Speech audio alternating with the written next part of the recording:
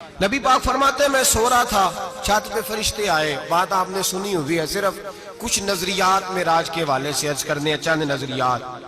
نبی پاک فرماتے ہیں حضرت جبریل نے چھت کے اوپر سے انہوں نے تھوڑا سا حصہ کھولا، چھت پھاڑی.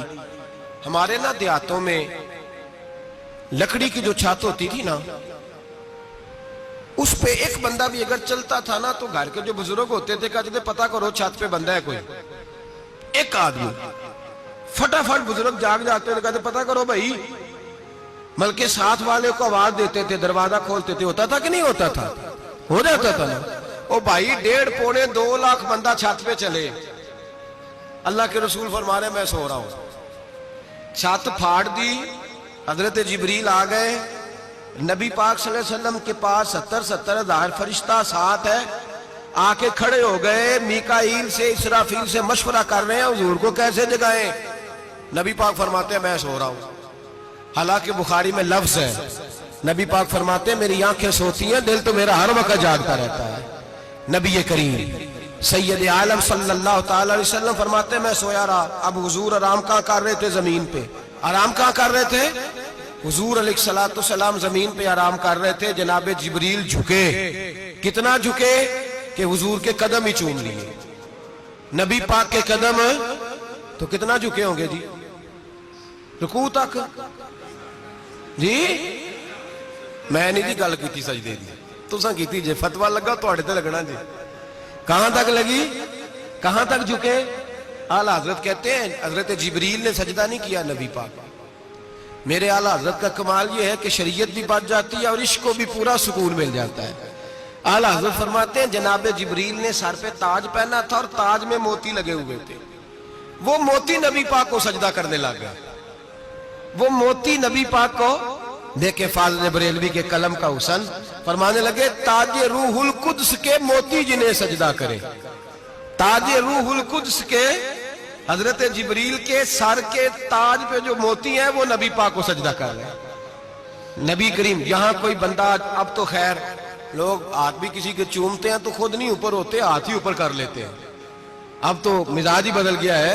فرمایا رسول کریم صلی اللہ تعالی علیہ وسلم کے لیے جبریل جھکے تو پیروں تک، اور نبی پاک علیہ السلام کے قدم چومے. حضرت جبریل نے حضور جاگے، اٹھایا نبی کریم کو اور کہا یا رسول اللہ رب آپ کی ملاقات کا شوق رکھتا ہے، اللہ آپ کی ملاقات کا شوق رکھتا ہے. حضور فرماتے ہیں مجھے اٹھا کے تو جبریل حتیم میں لے گئے. اور پھر یہ بخاری کے لفظ ہے، فرمایا یہاں گلے سے لے کر ناف تک میرا سینہ کھولا، میرا دل نکالا، آب زمزم میں رکھا. اس لیے نہیں کہ نبی پاک کے دل کو برکت حاصل ہو جائے، اس لیے کہ آب زمزم کو برکت حاصل ہو جائے. امتی رج رج کے پیئے کہ یہ وہ والا زمزم ہے جس نے ہمارے مصطفیٰ کے قلب اطہر کو چوما ہوا ہے.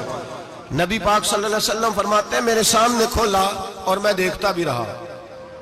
دل کھل گیا، سینہ کھل گیا اور میں دیکھتا بھی رہا. اور نبی پاک فرماتے ہیں خون بھی نہیں نکلا، اس لیے کہ حضور کی حقیقت نور ہے، نبی پاک کی حقیقت نور ہے.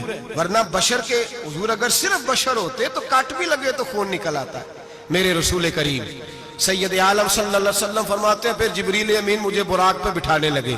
خچر سے چھوٹا تھا، گدھے سے بڑا تھا اور بجلیوں کا بنا ہوا تھا. جہاں اس کی نظر جاتی تھی وہاں اس کا قدم جاتا تھا. نبی کریم فرماتے ہیں مجھے بٹھانے لگے تو میں رک گیا. میں نے کہا میں نہیں بیٹھتا.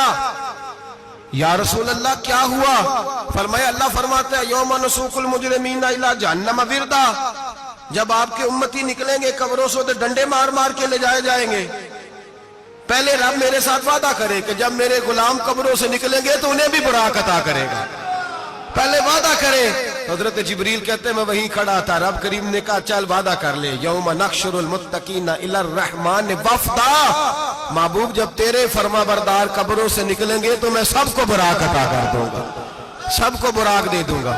نبی کریم فرماتے ہیں میں براق پہ بیٹھا. سفر شروع ہوا.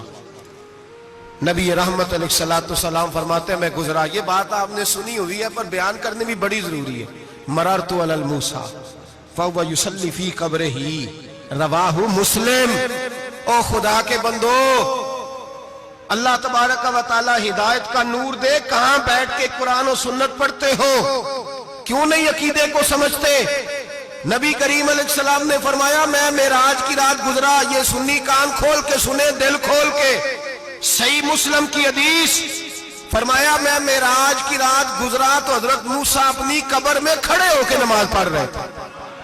حضرت موسیٰ اپنی قبر میں، بولے سارے، اپنی قبر میں، حضرت موسیٰ اپنی قبر میں کھڑے ہو کے، اب آؤ حضرت سعید بن مسیب تابعی ہیں، صحابہ کے شاگرد ہیں، وہ کہتے ہیں جب یزیدی فوجوں نے مدینے پر حملہ کیا اور یزید کا مقرر کردہ امام آیا تو صحابہ کرام مسجد نبی چھوڑ گئے، 3 دن تک مسجد میں نماز، کہا ہم یزیدی امام کے پیچھے نماز نہیں پڑھیں گے۔ مدینے پہ حملہ ہوا، مکے پہ حملہ ہوا، حضرت سعید بن مسیب کہتے ہیں میں دیوانہ بن کے، مجنون بن کے اندر گھس گیا، یزیدی فوجیں سمجھی میں دیوانہ ہوں، شاید پاگل ہوں، مجھے انہوں نے تکلیف کوئی نہ دی۔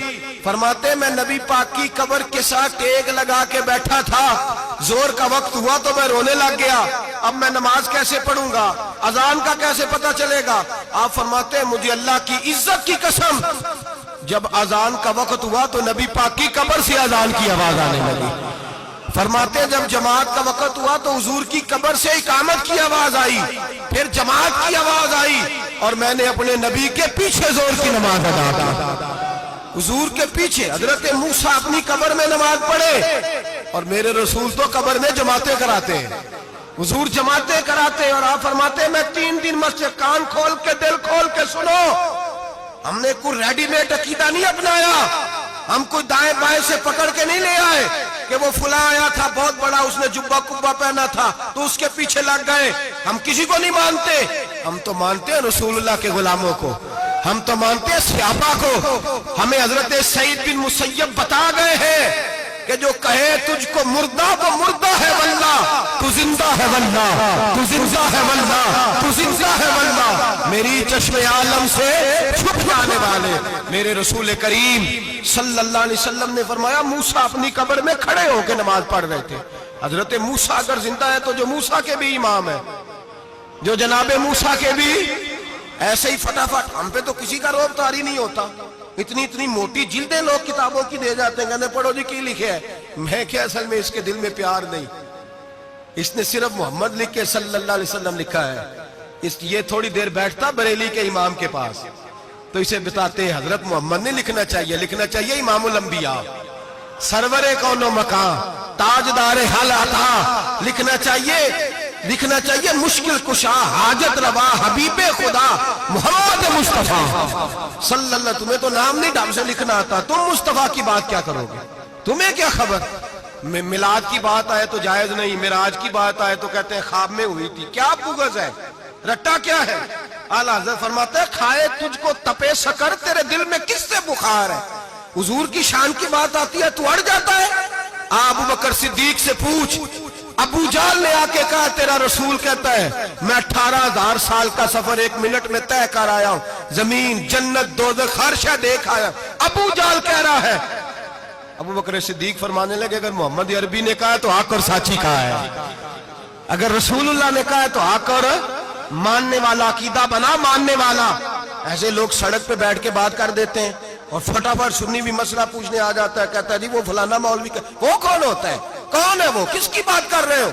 بات کرنی ہے تو ابو بکر صدیق کی کرو، عثمان غنی کی کرو، مولا علی کی کرو، انس بن مالک کی کرو، طلحہ اور زبیر کی کرو۔ ہم کسی دائیں بائیں والے شخص کی بات نہ کرتے نہ سنتے، ہم پہ نہیں کسی بندے کا روب طاری ہوتا، کہ چل دوڑ جا، ہم تجھے کیا سمجھتے ہیں؟ ہم تو سمجھتے ہیں اس کو جس کی بات سے رسول اللہ کی پیار کی خوشبو آتی ہے۔